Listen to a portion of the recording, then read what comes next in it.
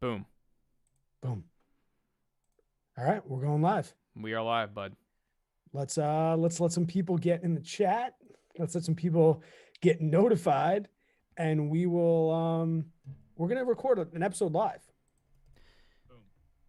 Boom. Okay, I Boom. can hear us. Yeah. You should be good, man. If you are in the chat, say what's up. See how we're doing. Let's go, Bryce. Bryce, everyone inside the chat. We are going to do a full live. We're going to post this to the regular live stream.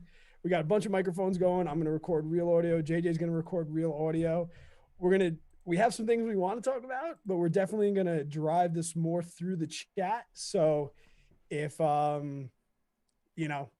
leave some questions, we'll be scrolling through. I'll try and get a bunch. But yeah, we're going to do our full intro. You guys can kind of get an idea of how we do this, how much we screw up. First and foremost, Brad. How many beers we drink during an episode. Yeah, no shit. I mean, I think if people put an over-under, like, what do you guys think the over-under is? Oh, man. Or even we can get into the chat right now and just say, how long do you think an hour episode really is before I cut it down? Like, how much madness do you think goes on? Actually, I'm feeling I gotta get this sweatshirt off. Stand by. I think it's gonna be cool to see how this kind of plays into, because Brad and I don't know if you said this already or not. We're actually going to we're both recording right now our audio, and this may be a podcast episode that comes out. I don't know when or how or if we even do it. We'll kind of see if it's a complete disaster or not. But I told Brad, I was like, we might as well record our stuff and kind of see what happens. Maybe it's becomes a reoccurring thing. Go live stream on not every episode, but a special one here or there. Azevedo roasted you and said 3 beers for you, 6 beers for me. Kelly's in here. What's up, Kelly? He's no longer good in my book. Oh, guess who else is in here? Can you see the chat? Guess who else is in here? Malakirk. Yo, Frank, give us some phonetics right there. Actually, no, Frank, we're making Malakirk t-shirts actually as we speak. We got a couple other like inside jokes that we always tell each other that we kind of like want to start to like slowly release to you guys. One more chip. So I don't know, JJ.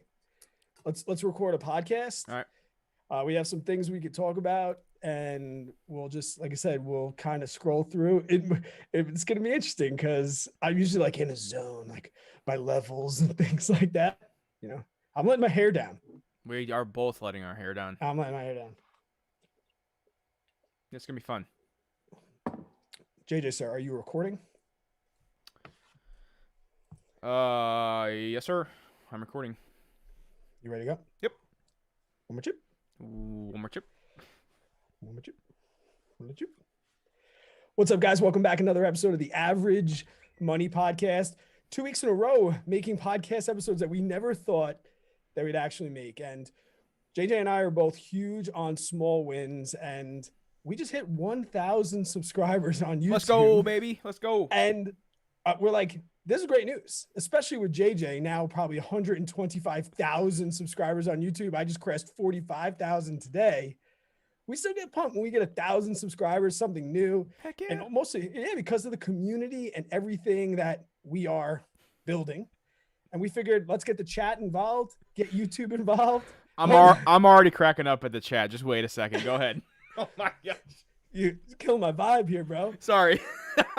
And then we'll post this as a normal episode. Maybe we'll post this out to the regular live stream. But if you are new to this channel, my name is Brad Finn. I am joined by Mr. Fresh off a tight fade, JJ Buckner. How are we doing tonight, bud? And beard trim. Thank God. Your beard was... It was growing sideways. I wasn't sure where like your ear hair started and your beard hair. Yeah, it was getting a little dangerous, a little out there. But, no, man, we had son and I had a little bro day today. Went out to eat, got some Red Robin. I don't really go... you know what's funny? I don't really go to Red Robin for the burgers. I go for the French fries and campfire sauce. If you guys have never had Red Robin French fries and campfire sauce. The stuff is to die for. I literally don't even care about the burgers. I get the cheapest, like, smallest burger on the menu because I devour the all-you-can-eat fries, and I get so full that it, it just doesn't even turn out right. But anyways, Is that the place that's like Red Robin? yum. That's it. I never been to one of those places, I don't think. It's good, man. Like, again, I mainly just go for fries and campfire sauce. But They then got that Beyond Meat burger there. I have no idea. That It's been a while since I've been that there. Impossible burger. Yeah, I'm not sure. But then, yeah, I mean, dude, Mason and I went to Sky Zone. It's one of his favorite places to go, and then we went after that and got some fresh fades, dude. Dude, Great, you needed great to, bro bro. day. You needed a day off, and it's funny. Maybe we'll talk about some things that happened today that just ruined your day No off. doubt, You man. know, and that's I guess the life of being a business owner. But yeah, no, you've just been going, and it must be shitty having me as a friend because I'm like, keep going, bro. More live streams, and then I'm like, dude, family first, man. Yeah. Just family first. You can just take your son out. But before you take your son out, I need you to finish this course, answer these emails, set up this bank account, find this house for us to buy. No talk doubt, to this dude. man, you know, It's been one hell of a week, but you know, it's also been super, super exciting. So again, a lot to talk about, and it's gonna be an interesting episode. I got to start it off. Go ahead. no, I was gonna say, why is it still exciting even though you have 100 and something thousand subscribers? Like we need to be quite clear. Like we're not mocking 1,000. Like we are lit fired up right now. Hell yeah, dude. Well, You I know? think I text Brad whenever I got up to the office. I've been in the office all day, and I said, "Hey man, we're at like 997 or whatever." And I said, "You want to go live till we hit 1K?" He's like, "Heck yeah, dude, let's do it." And then we got on here, we're like, "Well, we might as well make an episode out of it. You know, if it's gonna be live, the people you guys get to watch and kind of see how a real podcast goes, and you know there won't be edits on this one or anything like that. Like if we screw up, we screw up. We're gonna roll with it. You know what I mean? So let's be honest, JJ. I'm gonna edit this. okay, the audio version Brad will edit, but you guys will be able to go back and see where the cuts were made, what we kept in, what we pulled out, or whatever it may have been. But it'll be interesting. I gotta say something real quick though. With being live, the chat. So we haven't announced this yet. Brad and I are in the process of creating some Average Money merch. Yeah. We are stoked to be able to get the brand out there because, you know, like with Average Money, it's not like it's like Brad and JJ. That's not where we're getting at with the merch. The merch is to represent a community of average dudes, of average girls, of average people trying to do above average things with money. And we thought, what better way than if, you know, somebody wore a shirt out, they're like, oh, what's Average Money? Well, it's part of this movement where we're trying to do this. And, you know, I think it's not only that, but it also helps the channels. It's a way to support the channel too, you know, because go ahead.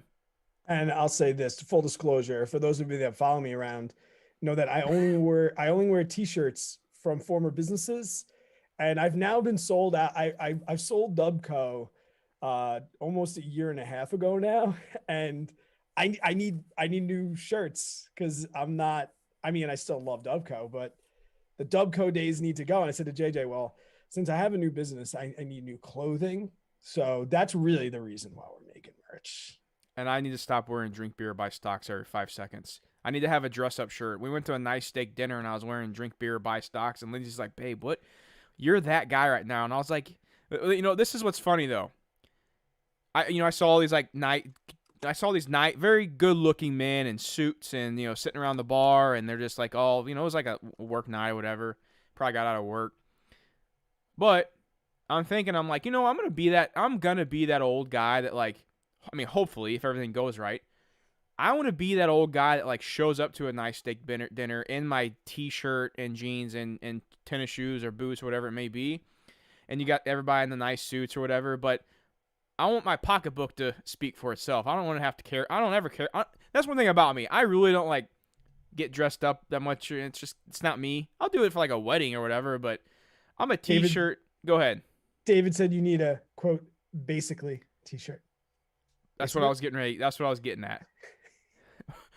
Somebody else got you an X specially too. Oh, Jesus. They're coming. They're coming for me. What was the little engine that could or something they posted? What did you say? Oh, autonomous, On autonomous, autonomous. Oh autonomous. Jesus. And then someone did the meme in your Discord. Oh It was no. like autonomous engine that Oh could. no. Guys, that's one thing about me. I can't speak worth a damn. I'm good with numbers, but I don't know. I mean, I don't know how I passed English. I really don't I don't understand it. There's sometimes that things come out of my mouth that I'm just not. I don't know if I'm not thinking or whatever it is. But I'll listen back to podcasts and I'm like, dude, what? Like that wasn't even a sentence. Yeah. And I got Brad. He's looking at me like, I don't really know what you said, but I'm gonna play it off as I did. That's your strength, Brad, to have some idiot like me for a co-host and to still be able to roll it off like you do. Props to you, Brad. No, dude, and the best is when we are on the later stage of an episode and you'll just be going on something that I'm just like, I just get into it like this. And if you watch the videos on YouTube, you'll see me like every once in a while just get like this. And then all of a sudden you'll pause and you'll be like, what was I saying? I'm like, I don't know. Like, I was going Yeah. off and that never came back. you hypnotized me into this like moment of like, and then you just ended it. And then, yeah, I mean, I think that's the funniest part. People are going to need to see, And it'll happen tonight for sure. especially with the episode that we just posted on Monday. This is Wednesday now. And between your anger fits of rage and things we quoted from Wall Street Bets, we cut that episode down a lot. It was an interesting one, that's for sure. Oh man. So okay, well let's start this off first then. Yeah. Today, Right. I'm supposed to have I was gonna take a family day. Didn't go live this morning on my main YouTube channel. I've been working my ass off lately, and I needed to get some time with the family. And then me and Mason had a little bro day. It was a good time, but of all the days that I wanted to take some time, not be on my phone, not working, a property comes up in my email. I look at it and I was like, "Oh, okay. I know this city. I used to live. It was in Kansas City. I used to live in this area." So I looked at the property. I'm like, "Okay, this not too bad. Let me run the numbers real quick." Ran the numbers, my little handy dandy rental property analysis spreadsheet. Yep. And so I put the numbers in. It wasn't bad. Good deal. Good area. So I said, "Hey, Brad, this may be Average Money's first rental property." You know what? Have we ever talked about that live on the podcast? No, I don't think so. Should we Maybe. mention it now? I don't think we Yeah. have. Rock out, man. Go for it. So, Brad and I's goal with the podcast. So, for those of you that don't know, this is kind of like a partnership Brad and I have. Like we've created an LLC for this and everything. And what our plan is we are wanting to buy any income the podcast makes. We're wanting to turn around and invest it back into real estate to benefit our family, our kids, and our a journey to financial independence. Now, with that, there's a couple things, and I'm actually going to mention this right now. Right now I'm having a blank where this would be a part in the podcast where it'd be really easy for Brad to edit out, but we're live on YouTube, so I'm trying to figure out where I'm going with this. I have no idea, bro. I'm answering the chat. Oh my God. Keep going, bro. Keep going. That's fine. This is a live podcast. I start talking, and then I'm like, where was I going with this?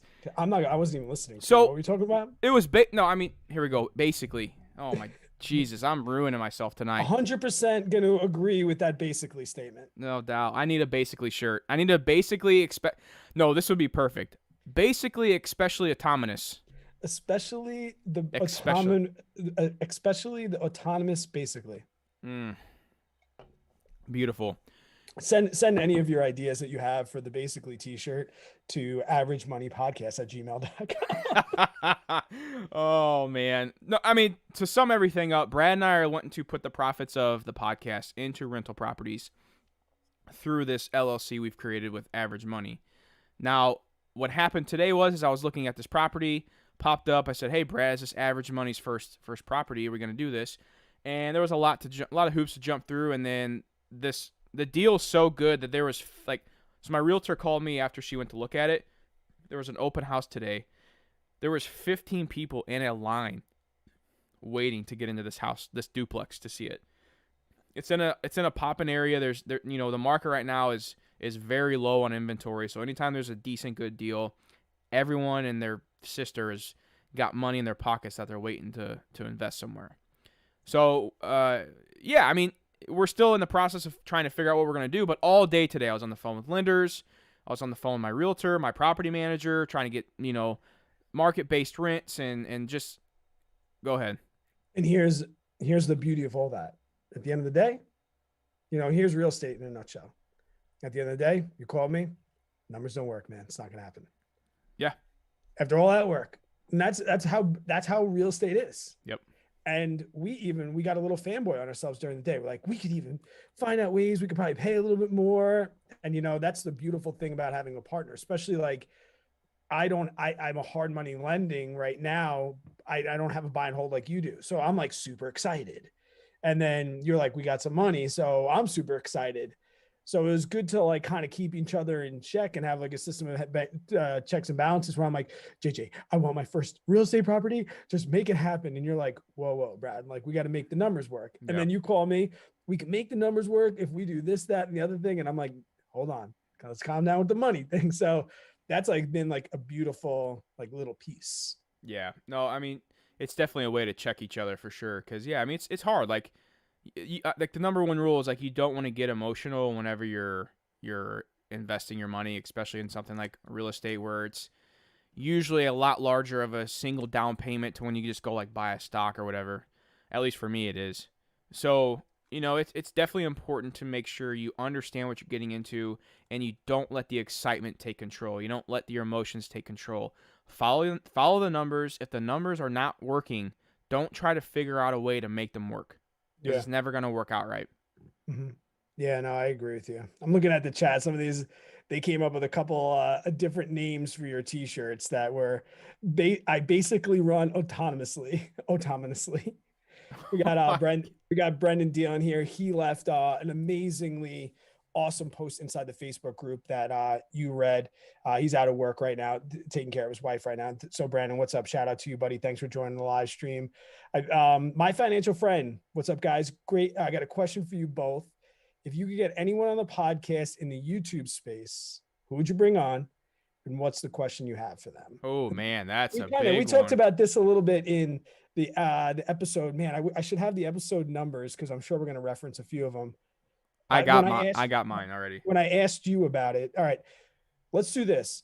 Do financial space and do all of YouTube in either order, unless you don't want to shout somebody out. No, I think my guy's kind of in the financial space already, but I got a second one. Yeah, for sure. You go first. So my guy that's in the financial space, but he was my number one choice before I clicked before I chose the one outside of finance. It's Gary Vee. Hands down, Gary Vee. He's one of the most single reasons why I'm at where I'm at today. Can I ask, can I play devil's advocate on Gary Vee for a second? I just want to ask you something. Absolutely. I feel like I love him, but I go through phases where like he's a little bit too much. Where I'm like, I get it, Gary. I feel like he has the same spiel over and over again. Do you ever get that? I mean, it's like honestly, Gary Vee is like my relationship with Dave Ramsey. Like, I love Dave Ramsey to death. He's one of the main reasons why I'm at where I'm at today. And I don't necessarily agree with everything the man says, but he's someone I really, really look up to. And I honestly would, that's one, like I would love to be able to meet, if I could meet Dave Ramsey and Gary Vee, like that would be pretty like a touching moment for me to meet those two guys that really had a big inspiration for what I'm doing today. It was because of them two. But no, I mean, Gary Vee's a guy where like I have things I agree with him on wholeheartedly, and then I have things on him where like I may not agree with him completely. And one of them being, and this would be kind of rolls into my question to answer Sam's question is my question would be for him kind of a two-part question. So obviously you all know I'm a big family man. You know, family's number one most important to me. Yeah. So my question for Gary would be one, do you think and I know exactly what he would say as soon as I say this first part. As you know, if my first part being, do you regret? He'll be like, no, JJ, no. Don't believe him in the word. No, yeah. But no, seriously, I would say, do you think you'll regret the amount of time you do working towards your business to grow your business of that time you've missed out that could have been with family. Like, I understand he loves building businesses, and I know he gets it. And I've heard him say that before, but when you truly think about it and you're on your deathbed, right? You're laying down, your family's around you, and you're looking at your loved ones. Do you really think when you're about to go meet your maker that you're wanting to leave the business you created? That's your memories you're thinking of? Or are you thinking of the ones where you're spending time with your kids, running around the backyard shooting bad guys, or, at Sky Zone jumping? Like, that's one question I really have for Gary Vee, is that. Everything else, man, like, the dude's just motivational. He's been like I said, he's been a big inspiration to me. What would yours be? Finance space, go. So this is, and I think this is, I'm not like patting myself on the back as far as my character, but I've said to people throughout my years on YouTube, I did Tuesday Talks years ago, and I shot for the moon on people. And people told me no. And I always said to them, I was like, I would rather an honest no than you ghost me. So mine happens to be one of those. I want Adam from In the Money on this podcast, not in like a way that I'm like creepy about it, but in a way that I do not think there is a guy talking in the options space as well as he does. And I admit, like, a lot of the videos I'm making are things I learned from him. And we asked him, we reached out, and he gave a, hey man, that's not really my thing. And we said, cheers to that. No doubt.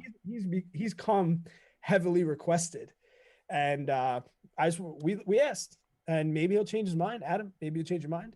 But I really want to sit down. I really want to ask him, like, what he does. How does he use his knowledge besides YouTube? Yeah. Because he is, like, from what I've watched, a pretty private guy. Like, doesn't really talk about what he does. So I think more of that, like, where does a guy like that with so much information, I consider myself to have a pretty good fair amount of knowledge when it comes to options. Yeah. Where did he get that knowledge, and where does he apply it? So I like it. You want to talk your second one? Yeah. Go ahead. I got mine right off the bat if you don't know. I do know for sure, but go ahead. Go. Answer yours. No, you go. Mark Rober. We've talked about this before. I just love him. He is he is the most average views per video in YouTube history. Former NASA engineer, just makes dope-ish and just posts one video a month, and it's awesome. And the question I'd ask him is, hey, I have an engineering degree. I'm looking to maybe not teach anymore. Can I come work for your YouTube channel? That's a good one. So my guy who is not in the financial space is, I'll say this. So some of you may know this about me, but I used to not be a big YouTube watcher. I would only go onto YouTube for to learn how to fix something on my car or around the house or whatever. Like, that's the only time I would ever watch YouTube. But then I remember what got me to be a watcher of YouTube, and that was one time and this was right before my wife and I left to go to Hawaii back in like 2015 or whatever it was. We were a year out of college. So that whole time I wasn't watching YouTube at all. And right before I went to Hawaii, I was looking up something, how to fix on the house or whatever it was. And I looked down and I saw this thumbnail that just kind of caught my eye on the side. And and I was like, whoa, what is this? And I clicked on it, and it was none other than Casey Neistat. Right on. I was hooked, man. I was straight hooked to his videos. I've never seen the creativity, the weirdness of a person he is. He's so unique. He's confident, and he was so funny part about this is, from watching Casey Neistat and falling in love with his videos and his creativity and kind of, like, I've never been exposed to something like that in my life ever. Living in a small town like that's, I'd never even thought that something like him could be out there. And seeing that just really just opened up my mind. It opened up my eyes. It opened up just how the world can really be. And it was amazing. It was just the power of the internet, man. Yeah. But then the cool thing about this is I actually found Gary Vee while watching Casey Neistat. They did like this little collab, old school collab. Casey went to Gary's, it was like right when the video came out too, I think. Casey was going to Gary Vee's studio or whatever the hell it was back then, a small little building, and he was going to be on Gary Vee's podcast or something. I can't remember what exactly the details. But then I was like, well, this guy's different, being Gary. And I kept remembering he kept interrupting Casey like every 5 seconds. I was like, dude, shut up. And at first, I didn't really like Gary Vee when I first saw him on Casey's podcast or on Casey's videos. But then I kind of just kept going back to his stuff, and I'm like, man, this guy's got this just like this different thing about him.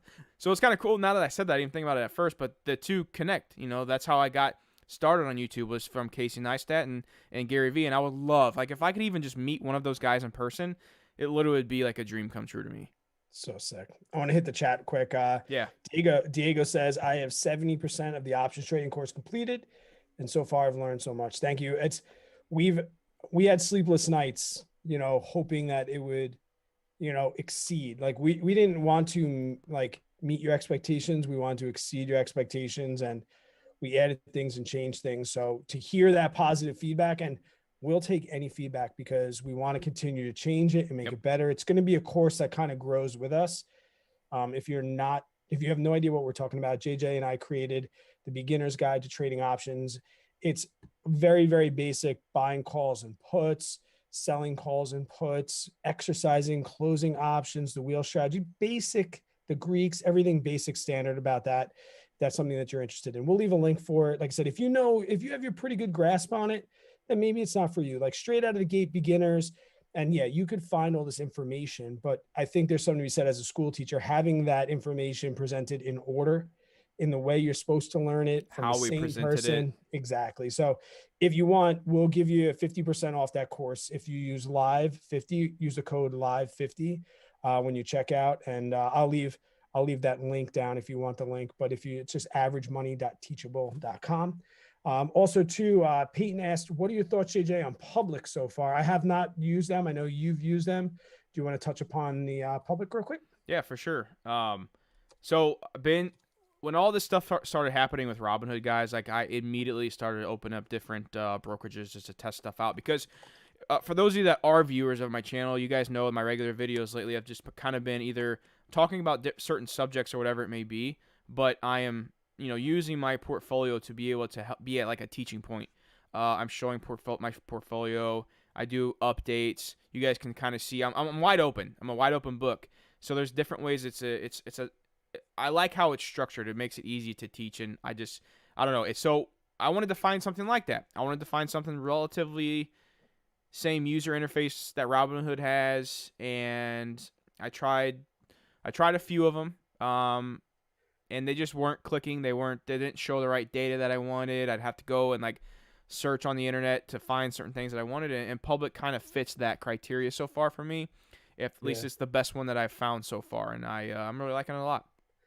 John P. Dave Ramsey's a GOAT. We just did an episode on him. We are still fans of Dave Ramsey. Always will be. We had some spam. That's pretty cool. That's how you know you made it. Bible sessions with Tina. Just wanted to remind us to pray a million times. So sorry, I'm a little bit behind, but I finally got that hidden. Sam said he would love that Mr. Beast on.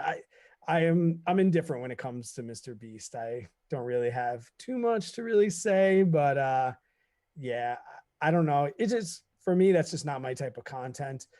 Somebody confirmed, yeah, Mark Rober. People said, Adam, that video of him in the bathtub. The video of him in the bathtub, it was just well put together. And at first, when he posted the video, I'm like, dude, you're like 4 days late. JJ's been live streaming for 75 hours straight. and you're just coming out now, but then you realized why he did it. And it was another side of him too. Yeah. Like, it was like, you can see his edgy side. I don't know if you knew this, JJ. He has a twin brother who like has like a bodybuilding kind of channel. Like he's like Jada. Oh, wow. But like, they're the same, like they're identical twins, but his brother is. So I was like, let me ask you this. Is his brother's YouTube channel called In the Gym? That's a knee slapper. Another chip. One more chip. I don't know.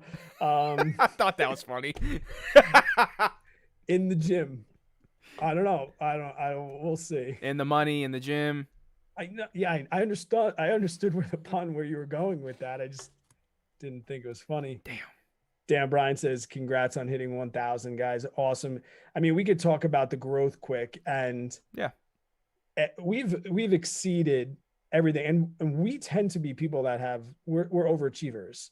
So like when we created the podcast, and we've talked about this before, I think that first week we're like, if we can get like 50 downloads, that would be sick. Like we did over unders on ourselves and far exceeded that. And then last month in December, we almost hit 5,000, and we're like, dude, we're definitely gonna get it in January.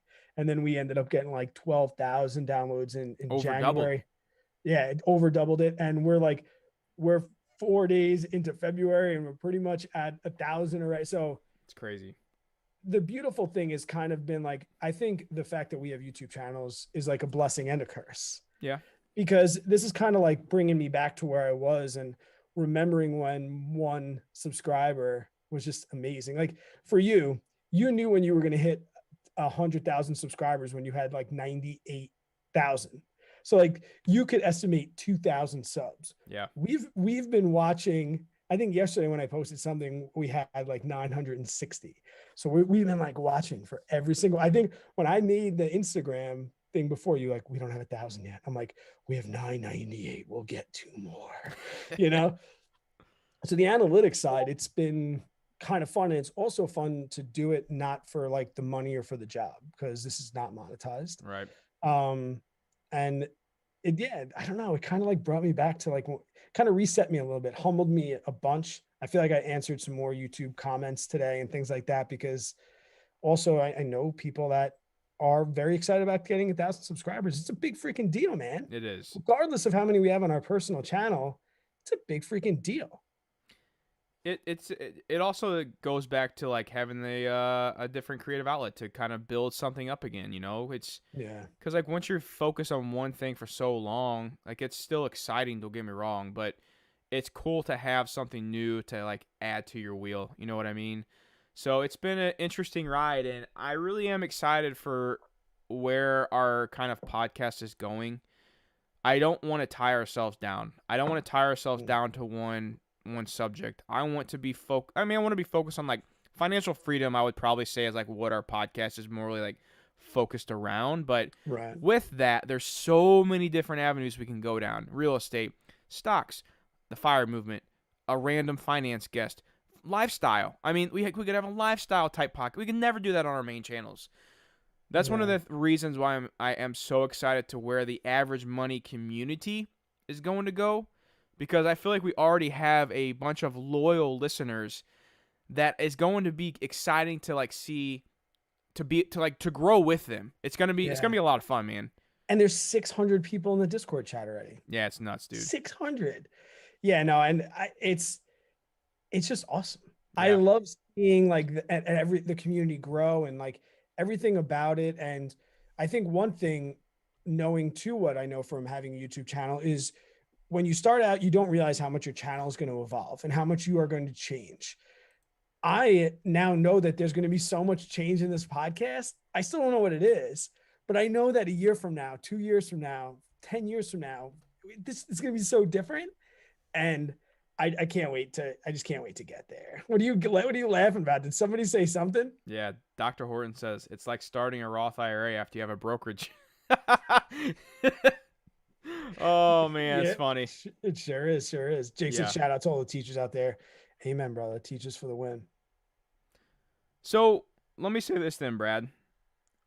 Where do you think? Because okay, so first of all, behind the scenes, Brad and I love to give like guesses on things. You kind of touched on this already, like an over under or whatever. Since we're live on YouTube, I mean we can kind of do it because we would be doing it behind the scenes, whatever. Where do you think the podcast will be? Well, no, let's do this. So we have we made a deal. Brad and I said whenever we get to 100,000 downloads, we're both big believers of like celebrating the small wins. 100,000 downloads is not a small win by any means, but we're both for like if our kid gets a good grade in school, we're gonna go out to eat to celebrate. That's kind of the guys we are. So we're like, okay, for 100,000 downloads, we're gonna go to Asheville, North Carolina. It's a big craft beer area, and it's just gonna be a cool place where Brad and I can kind of go and just hang out and chill. Maybe the wives may be coming with us too, and we also would possibly think about maybe if there's some sort of meetup that could happen one night. That would be really cool in one bar or something like that. I don't know if that'll happen for sure, but where do you think, or when do you think we'll hit 100,000 downloads? I've said it once in this podcast, and I'll say it again. Okay. March. Ooh, baby. My birthday's on March 22nd. That's it. Simple as that. And I mean, you mentioned it in our goals episode. You said the end of the year. Do you Yeah. think that was a long-term goal for you? Has that changed? I think we'll hit it before then. We're gonna hit it while you're going to Hawaii for a bunch of weeks. So Yeah. I'll let you get to the chat. I just because I fall behind and I don't like to miss. I'm horrible at You it. like to jump ahead. I know. But John Scholar's in here. He stopped by. Hey, John, what's up, buddy? Thank you so much. Some people mentioning talking about public in here, and then Aaron Azevedo trolled me and said if you couldn't use Robinhood for options, what brokerage would you use? And JJ, if you were going to, for those of you keeping, I'm on number 4, but for those of you keeping track, JJ's opening his second beer, and I just cracked. I'm only one ahead. If you didn't use Robinhood for options, because that's kind of the leg that we've had to stand on of why we're staying with options. Yeah. Because Robinhood, the interface is so easy. Where are you going to go after that? If there's no Robinhood, you can't trade options on Robinhood. Where are you going to trade options? Probably Fidelity. All right. Yeah. Yeah. I think quick answer. I think I'm going to go Thinkorswim. Okay. I'm super intimidated by that. I've looked at it and it's intimidating, but it's just new to me, and I think that's the best route for me to go. After that is probably going to be Thinkorswim. Love to hear your guys in the chat if you use something else. If you know another one that you'd use, let us know, because I'm for. I think I'm going Thinkorswim or Tastyworks with Thinkorswim. I don't know. Yeah, I say Fidelity just because I have my long-term portfolio over there too, so it'd just be easy to just keep them both together. Everybody's saying nice pants. Yeah, I mean, this is the joy. I'll be honest with you guys. I've worn these pants on 2 of my live streams. And one of my live streams, I possibly may have been in my underwear for the short amount of time in the beginning. That's the best part about being a YouTuber. You don't ever get to see what I'm wearing.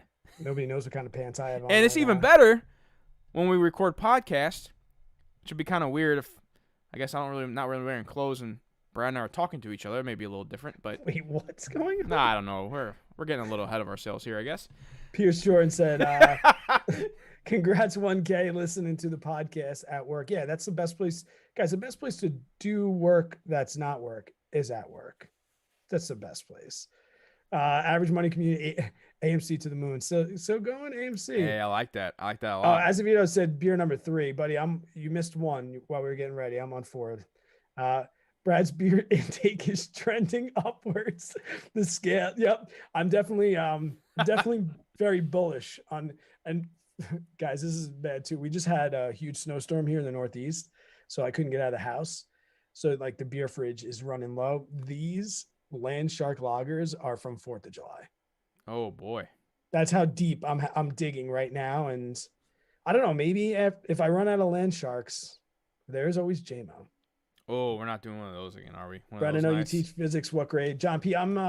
I teach 11th and 12th grade, and then some really, really bright 9th graders, but I teach the AP level. So just before you head off to college, and then shout out to all the physics guys out there. I know Frank's an engineer here too. Dude, this is great. We never need to we should never do a real one again. It's a lot of fun. Aaron Ben said, Brad, when you head into Missouri, layoff in Minnesota like JJ had, I'll buy the coffee. Aaron, first off, I don't fly like JJ. I'm not doing any of that. This dude, he went like 1,000 miles. It took him like 42 hours. He could have flown to Australia without a layoff. So he had to come to New York. You gotta find those deals, bud. Gotta find those deals. I'm going direct into St. Louis from LaGuardia, New York, LaGuardia. And because literally you left my house, JJ, at like 5 o'clock in the morning to go home, and you didn't get back till like 5 your time, like 13 hours, right? It was a full day. Okay, you gotta think I'm like an hour and a half away from the airport too. So I'm gonna be driving to your house longer than I'm in the air. I think I'm only in the air for like an hour and 40 minutes. But I'm heading there a week from Thursday. Yep. Cheers to that. We're week from Thursday. So I'll catch you next time. If I do have a layoff in Minnesota. I thought Minnesota and Missouri is the same place. If you're from New York, sure. Well, yeah, if you're from New York, the same. New Yorkers, I don't know. You guys don't know anything about geography. I don't get it. Jennifer said desperate times. I'm sure she's talking about my layover. Yeah. Desperate times call for desperate measures. You always start with the loggers first and then work your way up. It'll be a fun time when you come in, though, man. I wish it was warmer so we could do more outside stuff.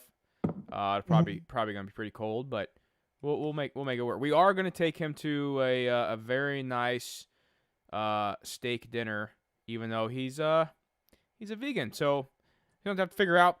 They got nice salads. I do know that, but Lindsay and I were like, "Where are we gonna take Brad?" I was like, "Well, I don't know anything vegan around here, so so let's take him to steak dinner, and then they have nice salads. They really do have great salads, by the way.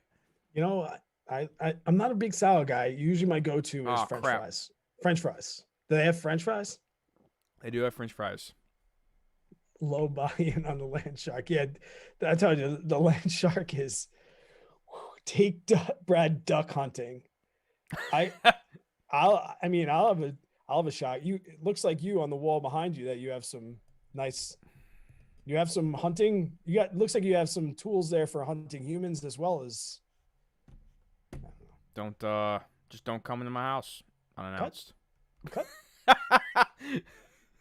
the chip. One more chip. Uh, We're not gonna get on that subject, are we? mm-mm. Okay, so I thought. Yeah, I mean, anyways, Everyone's busting on my land shark lager when you're drinking natty. it's because they know I drink Natty. That's a given. I've been drinking Natty since I've been 16 years old. Carlos wants to know if you got that one ply ready for me. I should just go buy it for Brad. No, the worst thing about Brad is so at least Brad had multiple bathrooms. My house only has one bathroom. So Yeah, dude, how is that gonna happen? well, when you just gotta say, hey man, need some alone time. I'm like, oh hey kids, let's go downstairs and play real quick. And Everyone, how close are your neighbors? David said, tattoo chef cook at home. Yeah, can you just give me a bunch of tattoo chef stuff? dude, by the way, have you tried that? They don't. I don't really have them here. We'll get some. We'll get some. So their acai bowls are amazing, by the way, and I love acai bowls. We used to get them a lot in Hawaii. Acai, Acai bowls, yeah. acai. Acai, I call them acai bowls. I thought they were acai bowls. Tomato, tomato. Fidelity, fidelity, fidelity, fidelity. Especially. Especially. Autonomous. John P. Sometimes, buddy. You guys should come to Grand Rapids, Michigan. It's Beer City, USA. Beer I City, have heard about that. That's like every college being like, we're the #1 party college in the whole United. Like, who prints that stuff? If you've never been to Brooklyn, New York is Beer City, USA. But then again, Asheville, North Carolina apparently is Beer City, USA. And now, apparently, Grand Rapids, Michigan. I have heard that. I've heard a lot about Grand Rapids, Michigan, and their craft beers. That there's no Costco nearby. No, we have BJ's Wholesale Club. We don't have the Costco, I don't think. Treehouse. John, poor guy. Still drinking Treehouse? Come down a couple hours to Long Island. We'll show you what Treehouse is trying to do these days. Oh my gosh, my wife's in here. Is she really? She says, I hope your poops don't take as long as JJ's or we're in trouble. No, I'm full fiber. I'm in and out. Men poop, hashtag men poop problems. Honestly, my poops take like over an hour sometimes. What? You know why? Too much, dude. Too much. No, Yes. I'm working while I'm in the zone. So if I go downstairs and I'm still working, I'm either on Discord or emails or whatever it may be. I may FaceTime some people, while I'm on the John, but I'm an in and out procedure kind of guy. Oh no way, dude. Bathroom time is my free time. Bell's Brewery is bang. That I like. I'm a huge fan of Bell's Brewery, Nick. So thank you for recommending that. More congrats on the 1,000 sub. I'm not in there. Do we have 1,001? I can check right now. Hang on. Dan, didn't Founders, didn't they sell the Budweiser? I feel like Founders is one of the sellouts. I know that Goose Island sold out, but I feel like I will say Founders all day IPA. That's like my summer drink. Two Hearted. So Nick, funny story. When Two Hearted from Bell's came to Long Island, we were so pumped. It sold out everywhere. And as a craft brewery owner here, we were super pumped on it. But I gotta say, after like it became in market, it's a great beer. Don't get me wrong. Oh, people want to get back to stocks. I love it. Go ahead. How many? No, huh? How many? How many? 1,015 is where we're at right now. There we go. Yeah, 15 more subscribers, dude. Can't beat it. On a come up, just real quick shout out. One of my mods in my Discord. Hmm. Dude's Oh, that guy gave me mad love in your Discord. Yeah, I think is that the guy I was posting my videos. yes. Thank you so much. Yep. Good Anytime dude. you're in Good dude. anytime you're in somebody else's Discord and you want to post my videos, thank you so much. Huge fan. Huge fan. Thank you so much. 1001. Yeah, man. Mine take 2 minute stops, all playing on my phone. Yeah, I'm in and out. In and out. Nope. No way, man. Not me. So when is this real estate property? All right. Maybe we can talk about this. Okay. Yeah, that's a good idea. At what stage in your like personal finance journey, if ever, shouldn't you be thinking about is real estate better for somebody else, worse for somebody else? Is it just a hobby thing? Like, can you consider yourself financially, because people ask me this, can you consider yourself financially successful and like not own real estate? Oh, 100%. I will say this though, like majority of your millionaires out there own some sort of real estate. I will say that. And I'm going to I'll expose myself a little bit. I personally think real estate is the single fastest way somebody can become financially independent. It's just my personal belief. And on a stock market channel. But I really do. I understand the power of real estate. It's something that I also have a very big passion for. I just don't talk about it on my channel that much because of the YouTube algorithm and how everything works. But what a lot of my viewers probably don't know about me is that I honestly love real estate just as much as I love stocks. And that's another reason why I love this podcast, is because we do get to talk about that a little bit. But as far as like when somebody should get into it though, it's more of a like obviously I think you need your consumer debt paid off. You definitely need to be debt free, because you will be going into debt to invest in real estate unless you have a lot of cash on hand. So that's probably like my biggest thing is like once you're debt free and you got your student loans paid off and stuff like that, then I say start really thinking about what you're going to do. And there's so many different ways you can start. You can wholesale, you can flip, you can buy and hold, you can do whatever you want. So people following up with some really good questions. Some like thoughts on go ahead. Paying off your primary residence before getting into real estate.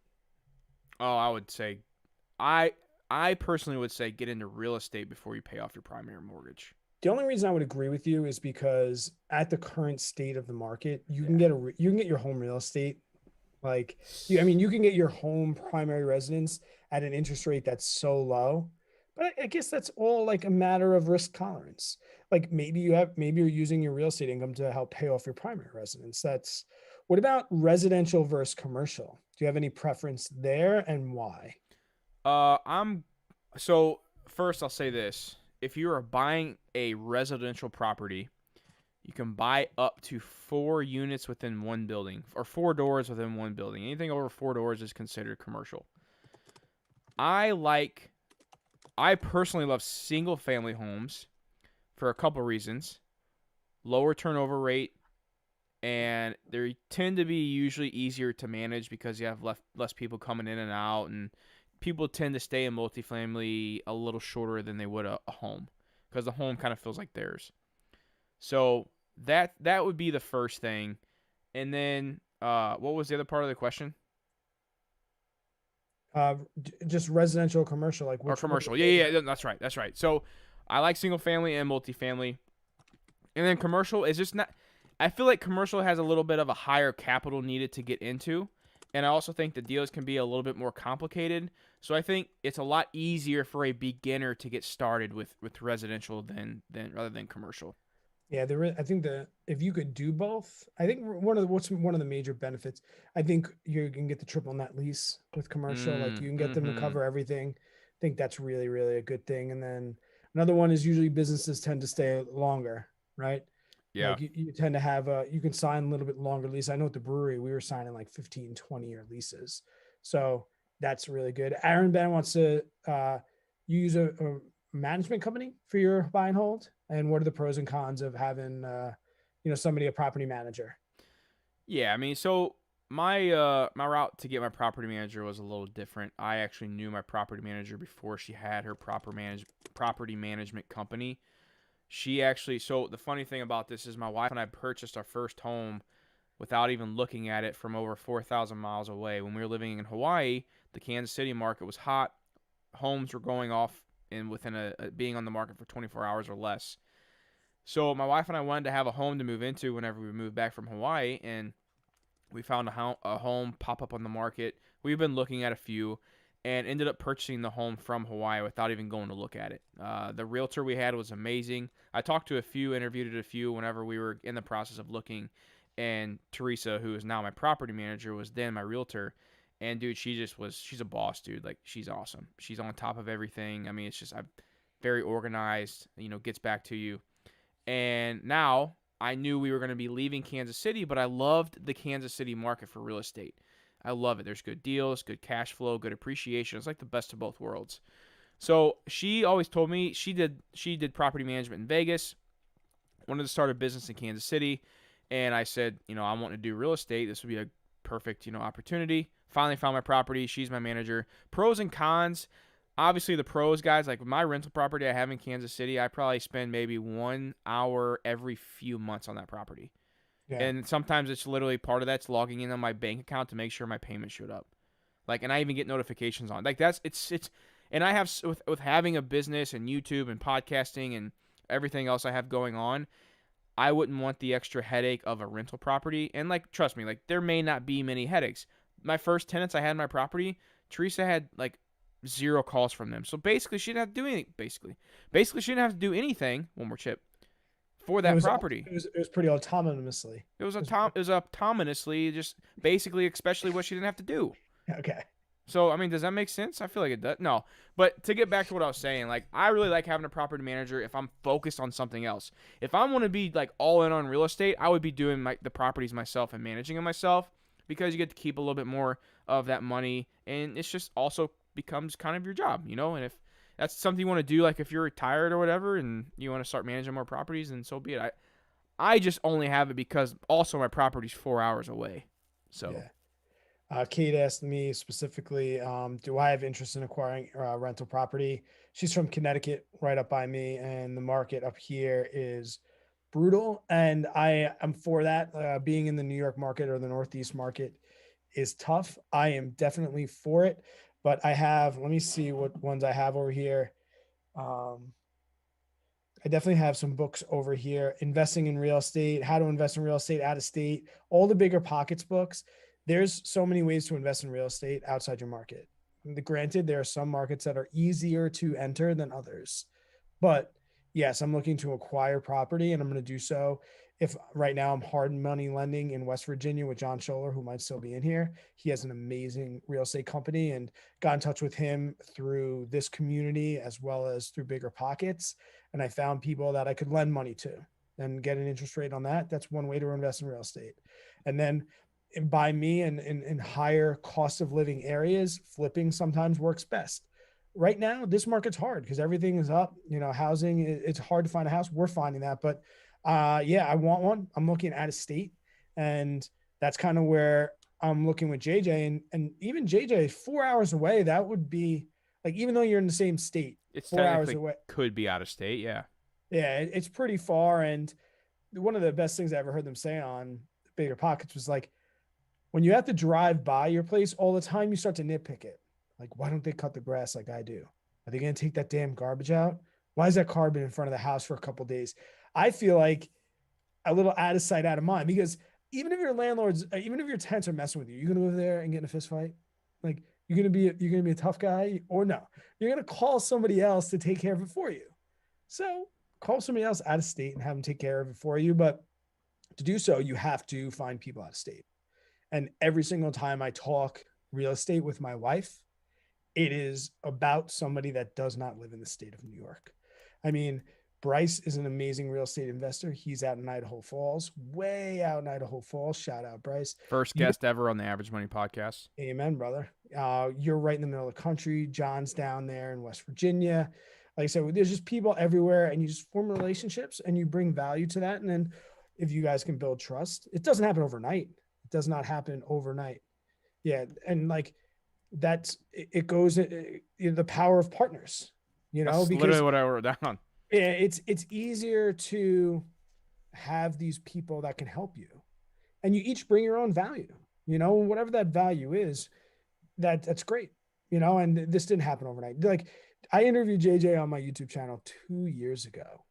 Like, we just like become YouTube buddies. I think it was almost 2 years ago to the day, because it was the weekend before the Super Bowl. Oh wow. So when I predicted the Super Bowl win better than you did, it's just, I don't know. To answer your question, Kate, yes, I want to own properties. I agree with JJ. The price to entry is definitely high, but I think with that, Can I say something real quick on that? yeah, of course. I want to kind of touch on the power of partners things because I've always been a guy of like a do everything myself. I never need any help. That's always the guy I've been. I'm like, I'll wait till last minute to where I'm deep in a project and I screwed it up and I have no idea how to get back before I hire a contractor to come help me out. That's just always kind of been the guy I've been. But now I will say this. When I would listen to podcast episodes on Bigger Pockets and they talk about partnering and doing this, it would just like, I would sometimes even just turn the podcast off because I thought to myself, I was like, there's no way I'd ever have a partner in a real estate deal. I could never do it. I just feel like too many things could go south. Too many things could go wrong. I just don't even want to deal with it. I don't want to have to answer to somebody else. I want to be able to make my own decisions. But I'll say this. The power of building relationships with people and then also being able to potentially partner with them as well can exponentially help you out in growth, in financial freedom, and real estate, whatever it may be. So I am a big believer now in partnering because you got to think, as a one man by yourself, you can only do so much. When you find somebody who has strength that you don't have, it really does help out in the long run. So I'm so glad I've kind of opened up as a person to be able to reach out and to start up a conversation, to network. It really amazed me what the power of partners can do. So I did want to mention that because to anyone else out there that may have been like me, that's kind of like, oh, I could never partner with somebody on a business or whatever it may be. It ended up working out, and I could see how the benefits are there to where I was so one-minded of just doing everything on my own. I've only ever had partners in businesses, and I can't wait to have my former partner at the brewery on one day. That's gonna be an interesting episode. But I think I've always been good at, and this is only because I'm a teacher. Because when you're a teacher, you have to interview for a long time. It's hard to get a job sometimes, and interviewers always ask you the same questions. And one of the questions they always ask is like, and it's funny, it's ironic because it's a question that I ask on the hiring board is, can you tell me about one of your weaknesses and how you're working towards that? And I am not the guy that is like, work on your weaknesses. I'm the guy that's work on your strengths and pay people to take care of your weaknesses. So I'm very, very good at identifying the holes in my game plan and finding people that fit that hole. And like, I'll give you a very, very good example of how JJ and I even work out with the real estate. I have very bad social anxiety. That's why I talk to microphones and cameras by myself. And I'm not good at like little things that seem ridiculous. I have trouble like ordering food. I have like calling somebody to order food or making doctor's appointments. And it's not even that I'm non-confrontational. I'll get New York Brad on you if I have to, but Yeah. just a social, and I'm just a little socially awkward. I'm a natural born introvert. And unless I'm in a space that I feel really comfortable or I have a couple cocktails, I'm generally pretty mellowed out. Like, my students are always like, "How are you an introvert?" I'm like, this is my safe place. The classroom is where I feel most comfortable. It's my safe place. And when I hear you talk like, "Oh, I got a call with Robinhood. I got a call with this person. I'm just going to jump on a call here. Oh, let me call my realtor real quick. Let me shoot around and see if I can get us pre-approved." I'm like, the thought of that gives me so much social anxiety. I need like an Imodium or a Xanax or something. Like, I don't know which one it is. Prescribed, of course. But I mean, like, those are just understanding, but also understanding the skill sets that you bring. I'm not going to pat myself on the back, but like, I know what I'm good at. I'm good with numbers, I'm good with organization. I'm good with things like that. So if you're going to partner up with somebody, you have to be able to accept what your faults are and take criticism, because even with my criticisms, I'm still a control freak. And I still every once in a while need to like back down and be like, okay, I'll hear you out. Cause that was kind of what happened. That's maybe some of the destructions of my early businesses was that control freak and not listening and just not being a good business partner. So that was one of the faults I learned too. But definitely, like I never in a million years could I purchase a real estate property on my own. Like, like even the houses that I bought, my friend owned the house. Like I never been to an open house. I've bought two houses now. I've never been to an open house.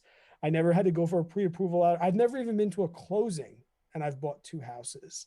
Like that just stresses me out. So I I don't know. Maybe you're like me. Maybe you're like, yeah, I hate like calling to order. Like I hate just the social anxiety of it. You got to know your faults. You You really, do. really do. Yeah. I mean, and if you can find somebody who compliments you well, which I feel like Brad and I, we both have like a different mix that it just works. It does. Like we have obviously we have similarities as well too. But yeah, like you said, like yeah, I mean, I come from a construction background where I would call people knowing I was about to get cussed out, and we're gonna have a little argument.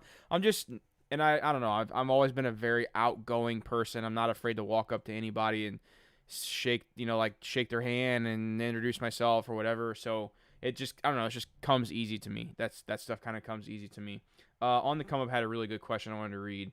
Okay. First, he said a buddy from JJ's Discord and I are joining Brad's Discord on Patreon tonight. So Thank you guys. we'll be in both Brad's and JJ's Discord. Question: besides real estate, what other alternative investments do you all recommend? So I'm gonna add to that, not including stocks. So not including stocks and real estate, what other forms of investments do you recommend? Okay. Can I be? We've done an episode like this before, but can we be cliche and say invest in yourself? If I you're not do. happy, if you're not Yeah, happy, nobody else is around you. so true. And I'm not going to say that like, thanks for putting in the Discord, like, thanks for joining. Like, that's an example of investing in yourself. Yep. Like, and even if I know people that we have our own Patreon, even for Discord. I mean, for this podcast. And I've been like, thank you. Like, you're a member of mine and you just did this as well. And they're like, the $5 is worth the peace of mind for me to know that like I'm doing a good thing. Like it helps me sleep at night. That's investing in yourself. Like some people are givers. Like I'm a giver too, so like some people do that and join. So thank you. But also too, the amount of times that I've talked to people and not only my Discord, but yours that are like, man, I sold one covered call and I got my Discord Patreon donation back in Yes. 3 hours. And it is true that like, we have great Discords and communities, but there is value to be had as well. So invest in yourself because knowledge is power. And that as a school teacher, I just have to say that. But I'm an index fund investor. So the stocks that I buy are far, far beyond. I posted in my Discord like the picture of my zero paycheck. I don't take paychecks. I won't take a paycheck until March. And what that means is after my tax, and I pay zero taxes as well right now, but after all my union dues and my pension and everything, 403B, 457. That's it. So stocks is like, if you're following my $50 a week challenge, stock picking is not my bag, baby. Yeah, I mean, I'm definitely gonna say invest in yourself first, and I know it's cliche to say that, but it's the truth. Like, I never would be doing what I'm doing today right now if it wasn't for investing in myself, and that doesn't even have to mean like buying something. Investing your time into yourself could very well be as big of a financial turnout to where if you would go invest money into yourself, buying a course or buying whatever Discord, whatever it may be. But if you want to, like for instance, I took a lot of my time away building a YouTube channel that now is my full-time job. Like I never would not have done that if I wouldn't have taken the time to start, which to be honest, back when I started, I didn't even think about it being a business. But as I figured out more about social media, I did start finding out like, okay, I could make this a business and turn it into something that I could really do and, end up leaving my job, which is still blows my mind to this day to say that. How long did you work for free? Oh God, dude. Like, I mean, at least a year, at And least. what was YouTube income before you like I'm making income? What Because do like you? when you get 1,000 subscribers, you're making like $40 a month, $50 a month. No, I wasn't making anything at 1,000. I had the 4,000 watch Oh, hours. but I mean, like when you first got monetized, what was the first dollar you're like, I'm getting paid from YouTube? Like, when did you consider it like, oh man, how long did it take you before you're like, wow, I could probably make a job. I could probably quit my job after this one day. You know what? I actually thought that before I was monetized, to be honest. Okay. Um, it was so you gotta think. I was doing YouTube for, I think I did YouTube for 9 months before I even got 1,000 subscribers. Which is still it's still crazy, to think that. But I was loving it. I still love it. It's one of my favorite things to do is make YouTube videos. Yeah. And I think I think what it was, honestly, Brad, was seeing other YouTubers who are kind of talking about like the income they were making while I'm making videos, not knowing really what it was even about. I just was making videos because I wanted to talk about money. I had no intentions of like building a business around it. And then I started seeing like for instance, Graham Stephan, and he would like talk about his money he was making. So let me say this real quick. There was a video I just watched recently of me. I talk about how I made my first $100 in passive income, right, on my YouTube channel. Right. And in that video, I took a clip out of Graham's video where he was talking about how he made $6,000 and something per month. We're talking about Graham Stephan. He probably makes that in an hour now, 6,000 something dollars. It's just crazy how fast this can go up. But no, man, it's just yeah. I mean, I was probably 6 months into it, I guess. When I really started knowing, like, okay, wow, I got something here, even though I was only probably at 600-700 subscribers. Should we be bothered dumping any money into Bitcoin? Oh Thanks for no, the I mean, question, Jonathan. Thanks for the question. Do you put anything in Bitcoin? I right now no. If we see a little bit of a bigger dip, yeah, I will be, and I hold, you know, a few $1,000s in Bitcoin, and I'm gonna keep buying it and never sell it. I think episode probably in the early days, probably Yeah. episode 5 or 6, we did an episode on Bitcoin, and I I still put a regular like small contribution in, kind of dollar cost averaging until I get to like 1 or 2% of my net worth. Pretty much almost there, especially with the referrals, but almost there for me. I still think it's going to be okay. I don't know if it's going to be what everyone says it's going to be, but I don't see a problem in it. If someone's like, "Oh, I put some money in Bitcoin," I'm not like, "You No, idiot." not at all. John P asked if I know how to make beer. John P, you gotta get on the channel, bro. Yeah, John, I been making beer for 25 years, 20 years probably. Um, and yeah, that makes me a little bit young, but I got 9 uncles. So they taught me early, and then I ended up opening a craft beer brewery. 10 barrel system. I got bought out of that business, sold to my partner about a year and a half ago. Multi-million-dollar brewery here on Long Island, good old New York. Speaking of people that have been there, Dollar Blazing's in the house. Jess, what's up? She's been a Dubco. I put Jess to bed on some Dubcos. She came by with a friend. Wow, Jess, was that 2 summers ago now? Jess said, I'm coming to New York. Can I visit? Can we have a beer? I said, you got a place to stay? She goes, no, we're just rocking out. I said, yeah, I got room for you. She goes, oh, I'm bringing a friend. I said, is he cool? She said, yeah, he's cool. I said, you're good to go. Let's rock out. And I think she Irish exited me, like hanging out on the deck, middle of summer. You know what Irish exit is, JJ? And you like just leave out of nowhere. Yeah, you just Yeah. yeah, bye bye. I'm gonna do that to you when I come to your place. You're gonna be Hi, like, hey, bro, what do you think about heading to bed soon? Where'd where he did go? Brad go? Where did Red go? Oh, he's in bed already. That's called the Irish exit. Oh man. There was a question in here I wanted to read real quick, and then we need to probably wrap up the actual podcast episode, but we can go on a little bit longer if we want. Yeah. How are we supposed to quit when Bruce Wang, the Wang Gang, just entered the building? Let's go, baby. What's your question? We'll get to Bruce in a second because I got a bone to pick with Bruce.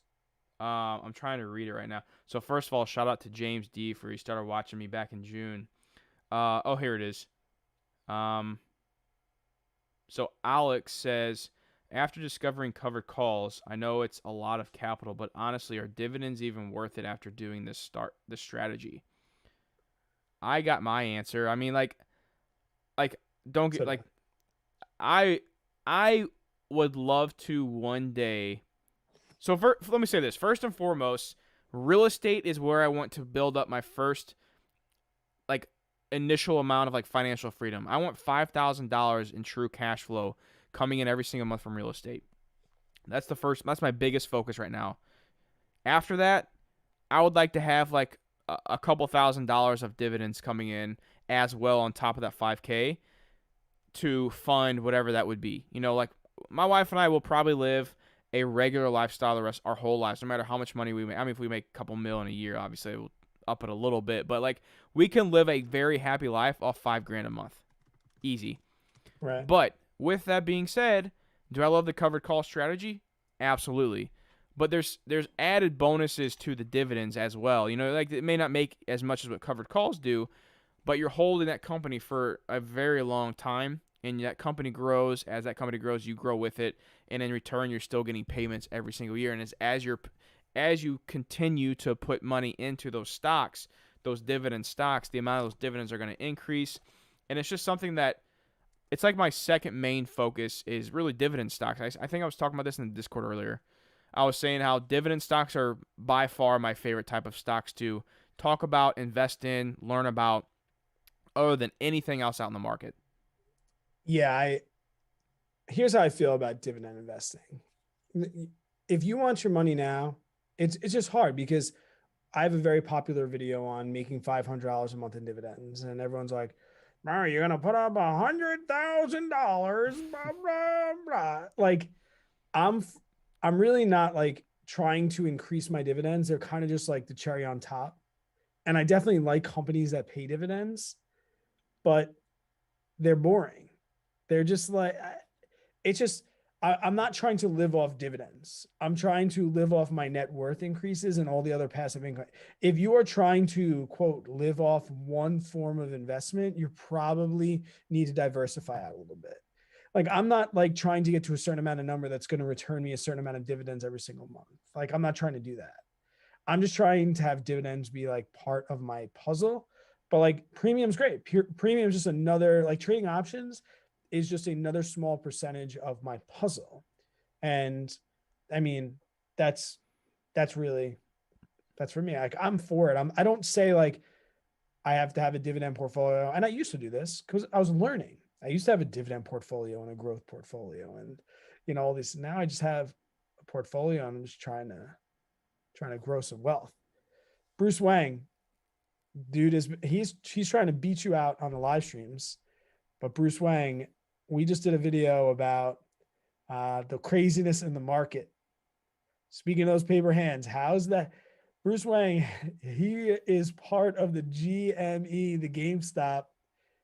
If you haven't checked out his videos and his live streams over the last couple of days, I, I was watching a little bit today. Bruce is not doing so well with the GME. He's hoping for another quick boost. And I also want to say, as we wrap this up and start talking about some other things, we might stay in the YouTube chat and talk for another minute or so. But if you got, I don't know if you guys know this, on Fridays, those voicemail episodes that we do, like that's for you guys, and we talked about how we have a bunch, but please leave us a voice. Like I'm reading all these great questions.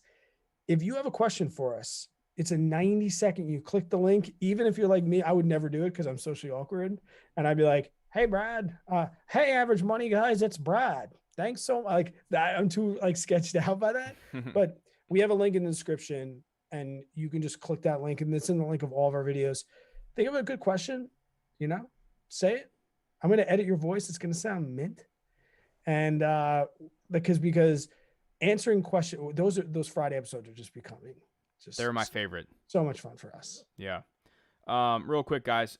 I want to read a review too. This is something Brad and I like to do whenever we, don't have a guest on the show, and it's not a voicemail. Sometimes I'll read them, but usually it's a Monday without a guest. But first, I want to say, if you guys do leave us a review, you can do this by going to the Apple Podcasts and just search for Average Money and leave us a review. It really does help out the channel, especially since we're still newer in the podcast space. It's kind of hard for us to be found because Apple does kind of rank stuff based on your reviews. So if you guys want to help us out, that could be definitely a good way, and we appreciate that. So today's review I want to read says it's from D Payne, and it says, "Love the show. You guys are the best two everyday guys talking about all things money for the average people like myself. During this last year of craziness, I stumbled upon my passion of personal finance, so much so that I recently applied for a scholarship to earn my CFP and CHFC designations and got it. You guys were certainly a huge part of me bit by getting bit by the financial literacy bug. You guys in the show are reoccurring motivation to take control of my family's financial situation, and we are so close to being consumer debt free while I transition out of active duty service from the Marine Corps, therefore making my upcoming transition exponentially smoother and easier. Keep up the great work." First off, thank you for like taking the time to like write all that. It's amazing. Like It's so amazing. so many thank yous in there. Thank you for your service. Thank you for support. Yes. It's endless. And there is still no better feeling in the world than hearing people say that they're debt free. Mm-hmm. There's just because maybe you've never been in debt, and that's awesome. Like you're probably winning. So I'm going to clap for you. And there's so many people like us that have been in the struggle or part of the struggle that it's hearing people say, because guys, it's your golden freaking ticket. All these other stupid things aside and different ways to invest your money. When you are debt free and you lower your expenses to the point where you don't even really need to make money, start to having some fun, bud. Hell yeah, dude. Love it. Well, this was fun, man. We need to do this more often.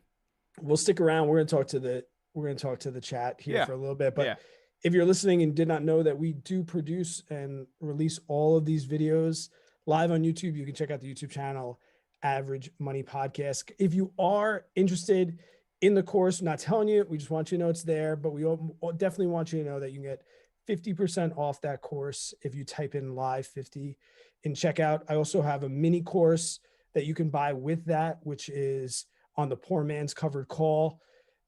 Even further in depth than we could go on YouTube, right? YouTube, we have to play to the algorithm and trolls and things like that. In these courses, we really sat down. The options course is over 3 hours of content on the basics. Couldn't break it down any more than that. The Patreon group, guys, it's insane to know that like people are sending us Patreons and just saying, hey, buy a cup of coffee on us. It's $5. Thanks so much. And the Discord, it's unbelievable. It's amazing. It's been so humbling and amazing. It's just, dude, I love it, man. Sign us off, Brad. Guys, once again, thank you so much. Until we catch you on the next one. Cheers. Boom. Stopped recording. Boom. Another chip? One more chip. Another beer? I'm out, dude. I got tequila. You will get that. I'll get mine. Okay. Because I want to mention a couple people that. Are we staying live?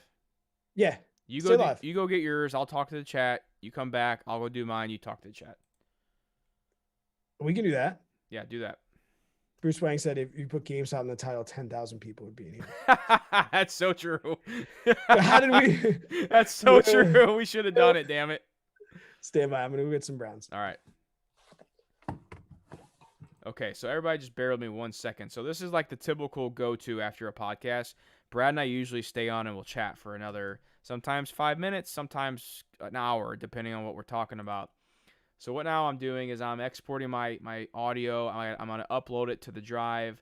That way Brad has access to it. He can take it, do whatever he needs to do with it, cut out my stupid comments and not funny jokes because they're not funny, and let him work his magic. Okay, so that's done. I'm going to close that. Now I'm going to get to this chat. So I haven't really been I haven't been looking at the chat too often because I'm not good at trying to be in podcast mode / look at the chat. Brad's pretty good at that stuff. But okay, let's do this. So David Gerber says, congrats. I got to put the kids to sleep. Congrats on the accomplishment, guys. Good night and take care. Catch you Monday and Fridays. Heck yeah, man. David, thanks for being here, buddy. PSEC or AGNC. I'm not sure with either. I'm not really familiar with either one of those, to be honest, Alex. Bruce says, "Can you do that whole video in the voice, Brad?" Oh, jeez. Um, let's see here. Let's see here. Let's see here. Hey, Nick's in the house. Nick, thank you for the congratulations, bud. Means a lot. Um, man, we definitely should have put GameStop in the title. That's funny. Cameron Day's in the house. What's up, man? Thanks for long time family friend, man. Long time family friend. Oh, Kate says, JJ, what tequila you rocking? I got actually still a tequila. So this is what's funny is I do love my tequila. I love beer and I love tequila, but when I hit 100K, my wife went out and got me what's that, whiskey? I can't do whiskey. My wife went out and got me balloons, the 100K balloons, and then she bought me a bottle of Patron. Well, then my mother-in-law was coming over that night to watch the kiddos because Lindsay and I were going up to St. Louis to spend the night and just kind of just enjoy the win. And she brought me a bottle of Patron. So I really do. I like Patron, but my favorite tequila right now is it's called Hornitos. It's nothing like crazy fancy, but it's just a tequila I really like. And I like silver more than I probably like the darker stuff, to be honest. Yeah, I love margaritas. I do love me some good margaritas, except I I was love. pissed when we went to New York and I didn't get my free chips and salsa. And on that note, I'm going to go make me a margarita and I'll be right back. So talk to the chat. Oh, that's so funny. Yeah, that's what happened with JJ when he came to visit. He's like, we went to this like fancy place where the margaritas were like $15, $20 each. And the one was like taking our order and he's like, hey, can we get some chips and guac for the table? And like she started writing it down and he's like, they're free, right? Like, oh my God. John B, good night, bud. Yeah, no, he's like, oh, there's no chips and free chips and guac at this place, no chips and salsa. I was like, it is not that type of place. Oh, Breck, hey, you got to get him when he comes in. Listen, I tried to get him to drink whiskey. And this is my grandfather's whiskey glass, so that's how you guys know that I'm still in good faith because I won't carry this thing around if I've had a couple too many. This is like the one and done kind of glass. I tried to get him to drink whiskey with me when he was here. He wouldn't do it. I was like, you live out there, and what is the new normal to tip at restaurants, Bruce? I'm in the industry. I tip 30%, always 30%. Unless it's a holiday, I give him 50%.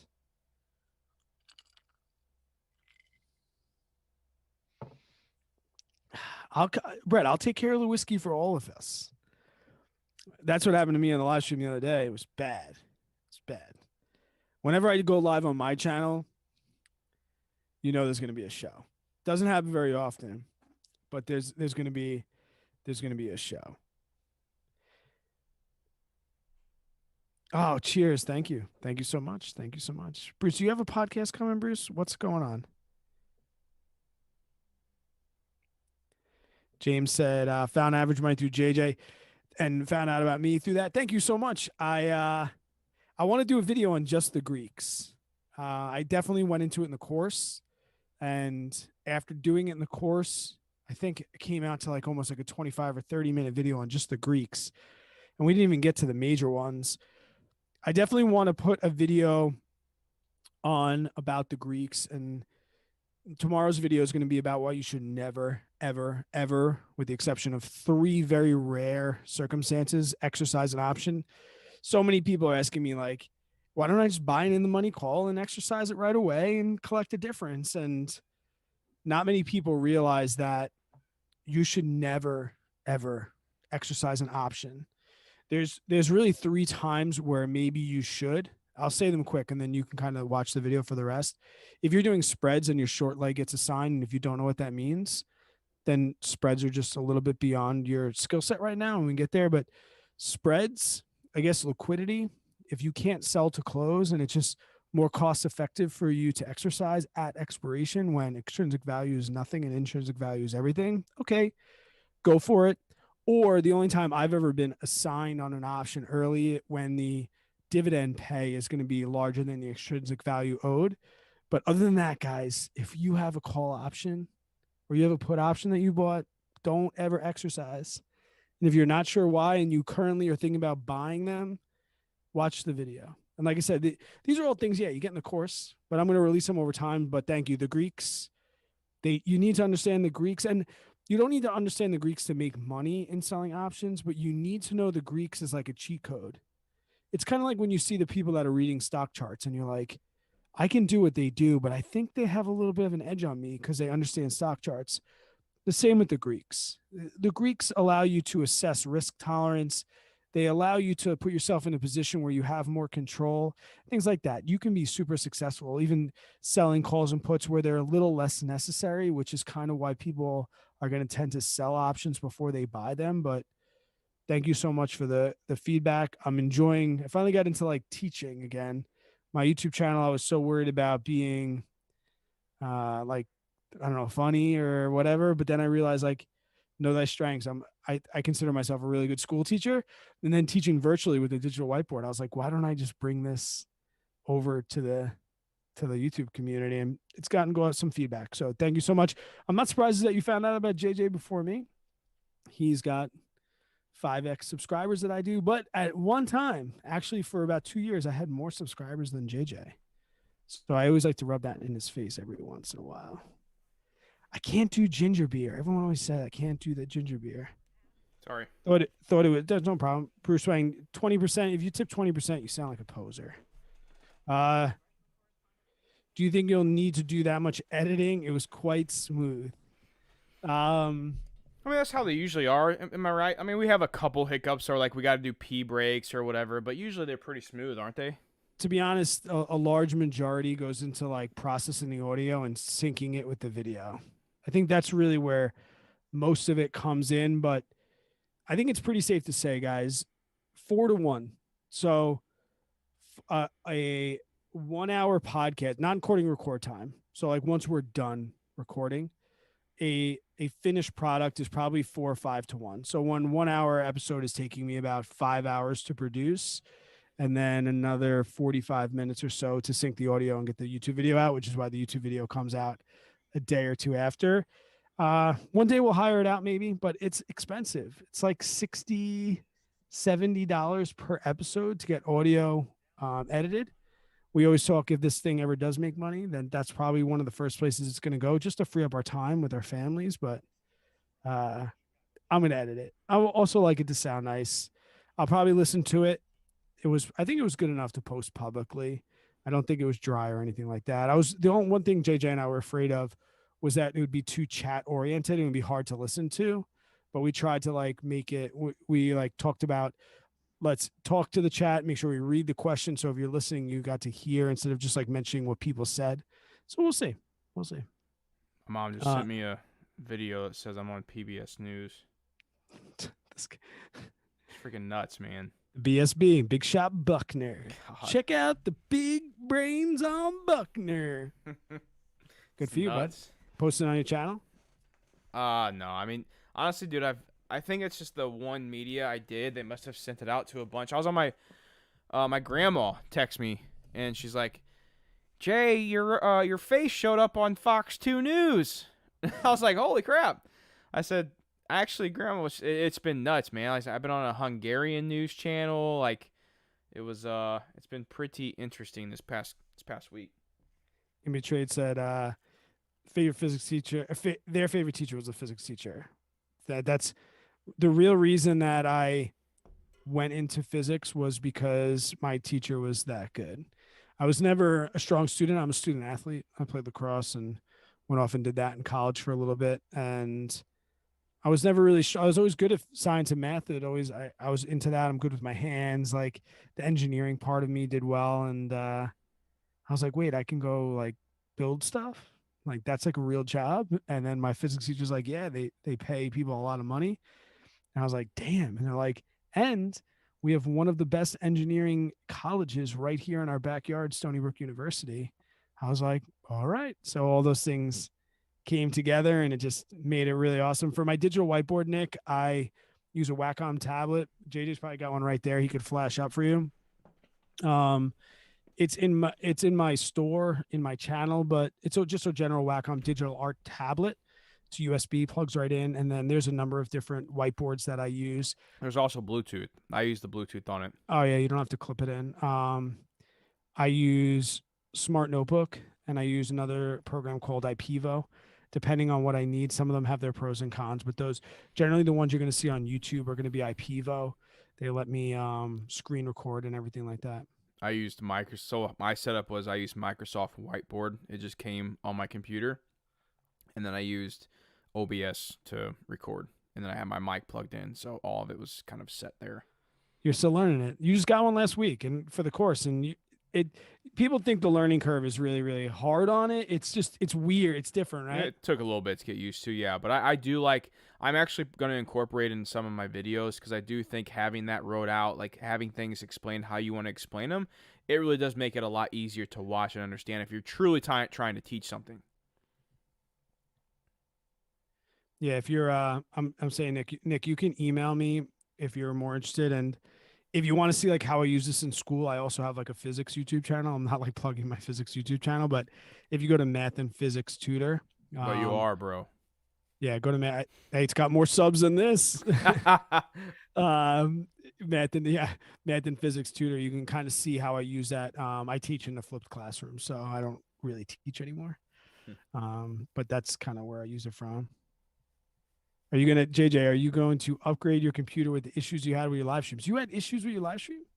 Yeah, man. My OBS kept shutting down on me. A lot of people said it was so. I'm not a big computer guy, as you guys can probably tell from my live streams. I mean, I know my way around a computer, obviously, but like you guys got to think. When I first started YouTube, I barely knew how to turn on the damn camera to record myself. So I've come a long way. I've come a very long way in the technological. How do you say that? Technological Technological space. or just technology, bud? The technology space would be acceptable. Again, I can't speak worth a damn. Hey, bro. But I'm good with numbers. Big shot Buckner. Yeah, one more chip. But no, man, it's just I don't even know what the hell I was saying. What was I even saying? I don't remember. I'm listening. Tonight's one of those nights, dude. Your live streams. Are you getting a better computer, bro? Oh yeah. So actually I talked to a buddy of mine. He messaged me, he saw my live stream, he saw kind of what was happening. I went to high school with him. And he's a big gamer. And he builds computers on the side. And he sent me his setup, and I was like, oh my gosh, it looked amazing. And this guy's setup was like, I think 10K plus for this whole setup. And a lot of that's like built into the desktop and like the power of it, or however the hell that shit works. But I told him, I was like, dude, I want something like that, but for like a workspace. Like I don't need the graphics card and all the shit he has in his. And I was like, I could probably drop like $2,000 maybe, on like a brand new computer setup. But then like I talked to the boss and she was kind of like, do you really need a new computer right now? And I was like, no, not really. And here's another thing. I am going live tomorrow on the channel. I'm probably only going to go live for like an hour or two, probably not too much longer. Famous last words. But yeah, I know, right? As we sit here, 2 hours later, whatever it was. I am going live tomorrow on the channel, but I want to talk about, and I'll mention it here, like how I'm going to be structuring my channel a little differently. So a lot of you like the live streams. I think it's just, you got to think though, Brad, like a lot of people like the podcast because they really get into our like personality.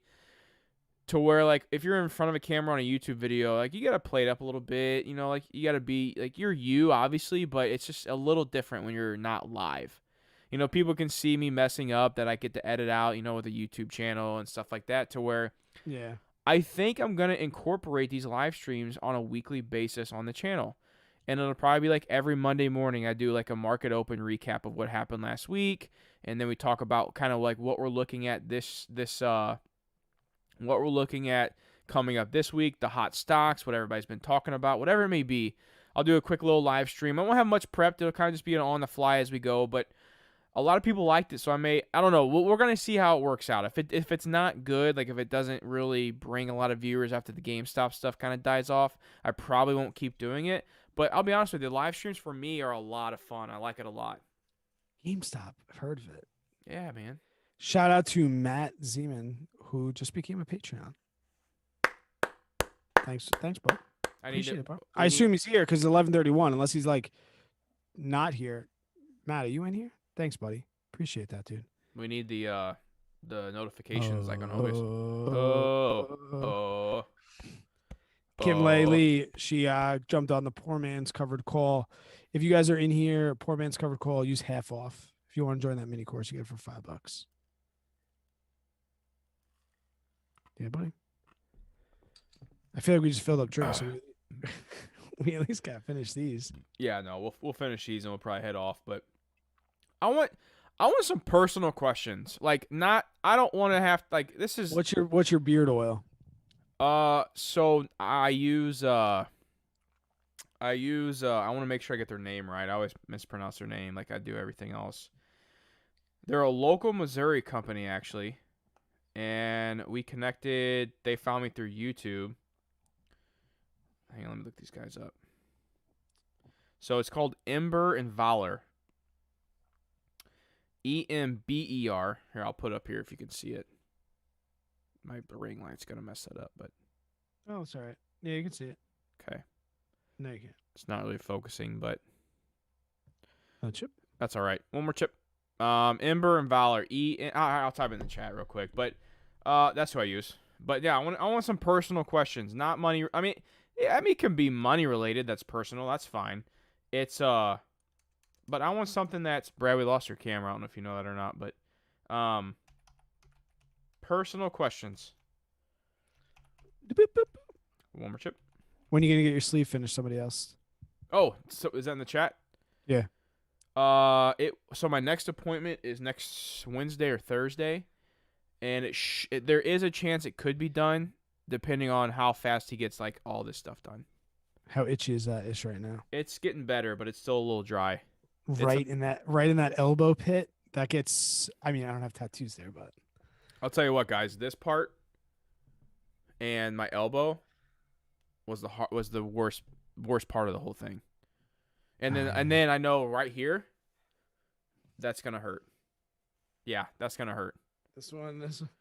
Everyone says I picked all the painful stuff. I got right down my spine. Oh yeah.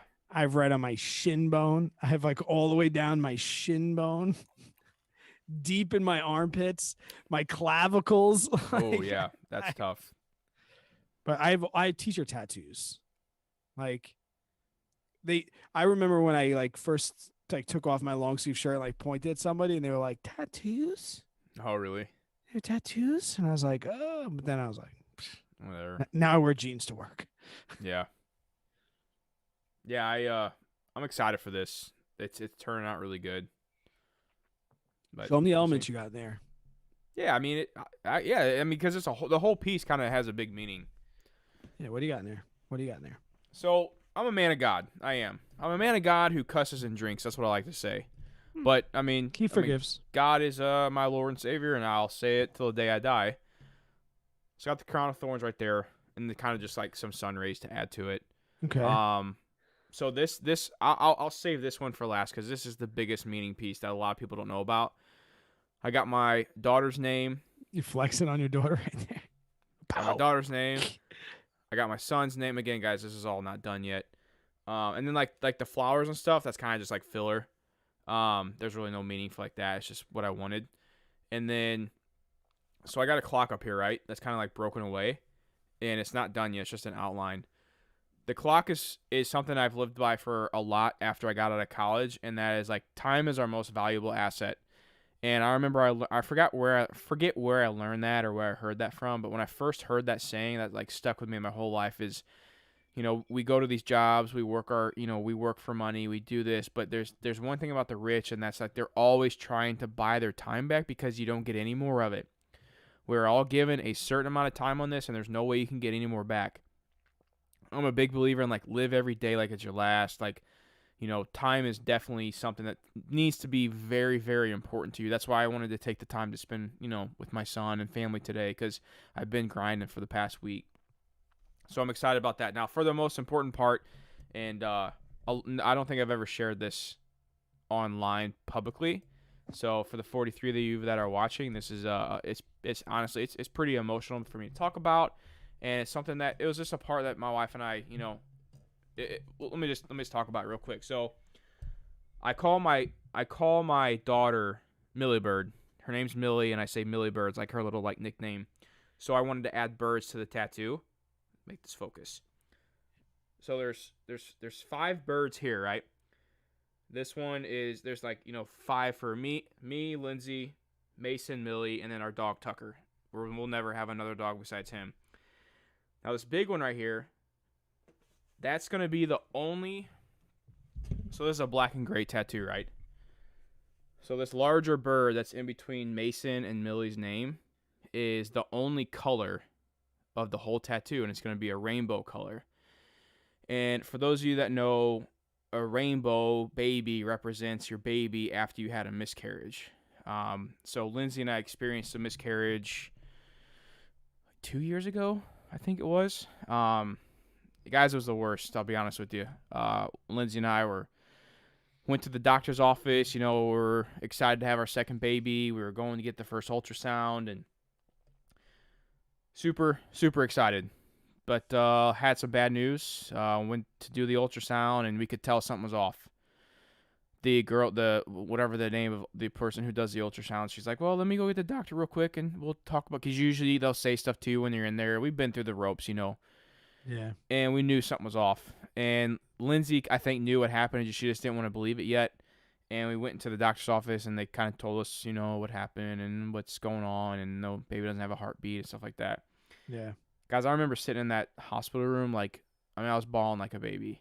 I think it's because I do have I'm a faithful person. I'm a man of faith, and knowing that I have a daughter or son that's up in heaven right now, like I do, and that's my beliefs. That's my faith. Mm-hmm. It's just again, it goes back to time's your most valuable asset, and that's why I wanted to have him on my arm because it means a lot to me. So, Amen, brother. No, I think that's a beautiful thing that tattoos tell as well, because yeah, even the ones I regret, because we all have to have something to regret. I mean, the reason I don't have a full sleeve, back to that social anxiety piece, is that I can never walk in or make that appointment. Like all the tattoos I have, I was with somebody and they're like, "Yo, let's go get a tattoo." yeah, Or there was somebody at the park, like my brother, his buddy did tattoos. He was like, "Oh, I'll give you a tattoo right now." Like I've never been able to go into the place and make that appointment and come back. But dude, yeah, this is my mother's name up here. My mother passed away, and I didn't realize that was going to be weird when my wife, well, before she was my wife, she's like, "Oh, Brad, it's kind of weird that you put your mom's name right there." And I'm like, "Hey, there she is." And then I was a mama's boy. People always ask me this. So we're talking about tattoos, 18,399. This is the amount of days that my mother lived. And it says, "Dream as though you'll live forever, but live as though you'll die today." I love that quote. So my mom passed me away at 50 years old, and she was just about to be 50. And we're like, "Oh, man, she's not going to make it." And she was a nurse, and she had some friends. She's like, "Yo, I don't care what you got to do. I'm having a 50th birthday party. Put whatever in me you need to put in me." We had some friends, write some scripts, this, that, and the other thing. So we had it at the neighbor's house across the street because my mom was like, I don't want to go to bed at my own party, So we had it across the street. So she's like, if I need to go to bed, we'll just rage across the street. And that was the longest I seen her out of bed. Like she raged. My mom was a party animal. I love it. Yeah, she's a freaking animal.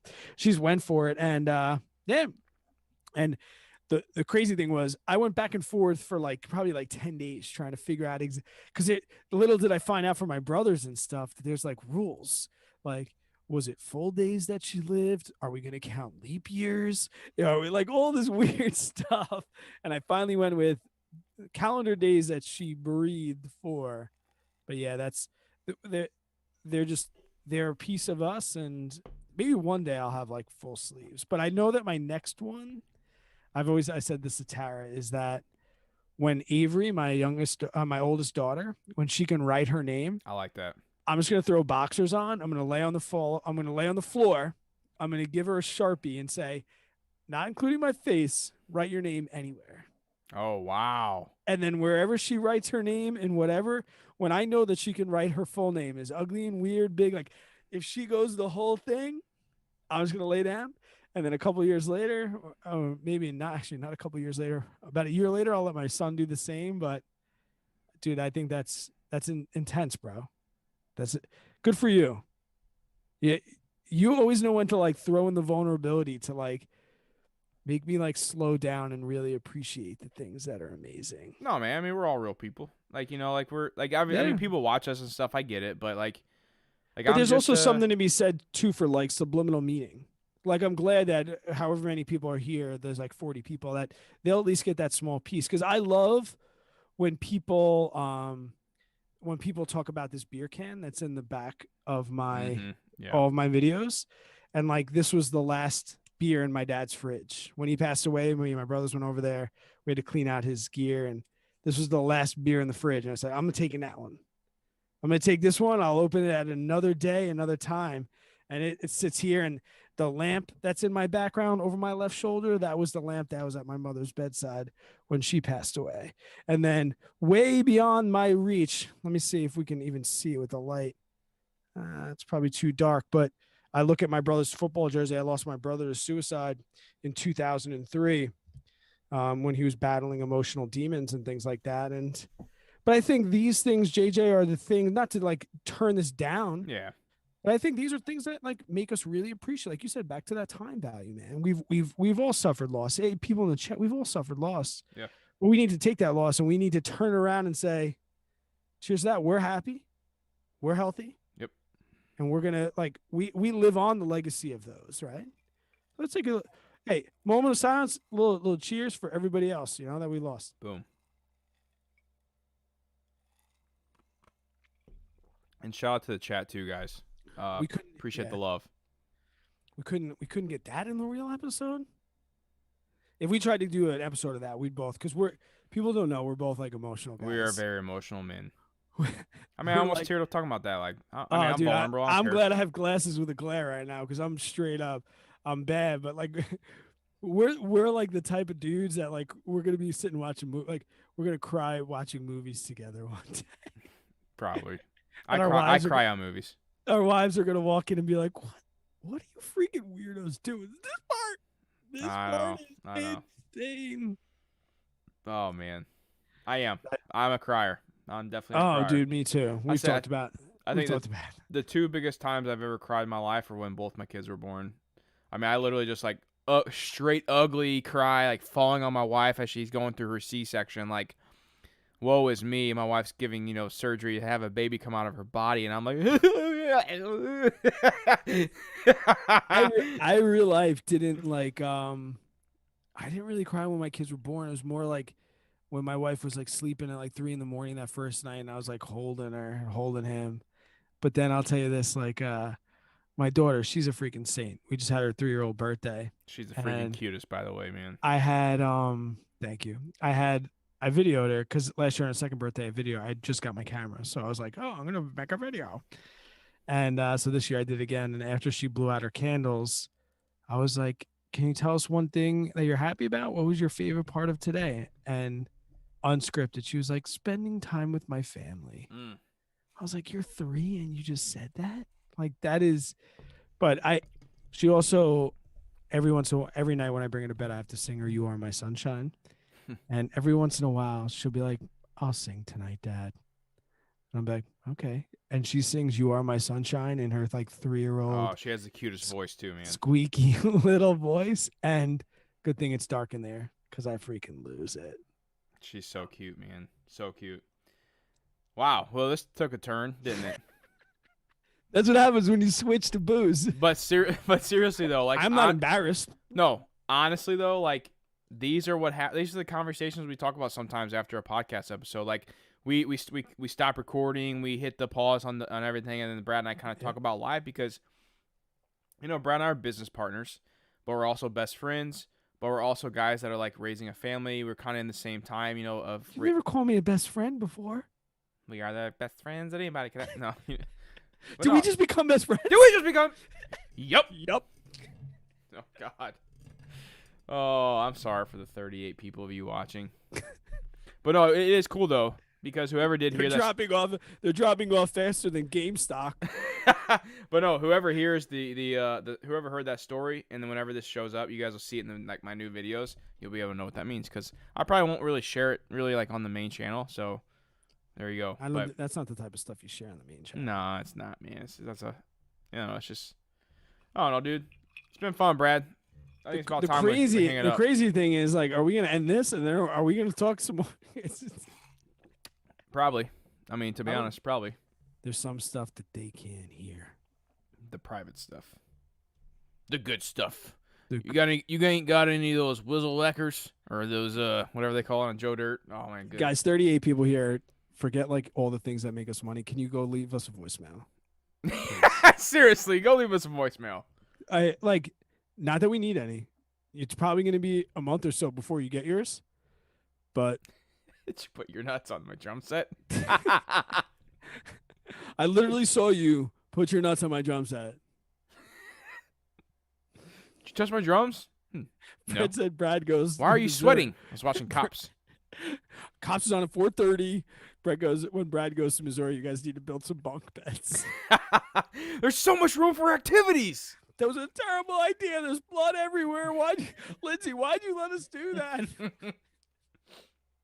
Tara's calling you. What the hell's going on? Oh my gosh. No, I say, shut up. You shut up. You shut your mouth. You shut your mouth. Just shut your mouth. Just shut up. Just shut your mouth. Shut up. Boats and hoes. Gotta get me my boats and. Okay, we gotta end it, man. Everybody have a good night. Thank you all so much for joining the live stream. Leave a voicemail. Leave a voicemail. Getting in on the actual behind the scenes of what happens whenever we really do film a. It's gonna come out, won't it? I think it was good enough. On the main channel? No, dude, on the podcast. Yeah, 2 weeks. Yeah, 2 weeks. We'll launch it. We got Ryan Pineda coming out on Monday. That's a big one. 2 weeks. Unless we want to make this a Friday episode. No, I say it's a Monday. It's a Monday? Yeah. Keep Friday voicemails. Okay. Yeah, I think it's a Monday one. Dave, thanks a lot, buddy. All right. Yeah. Cheers, guys. Leave a voicemail, please. Leave a voicemail. All right. See you guys.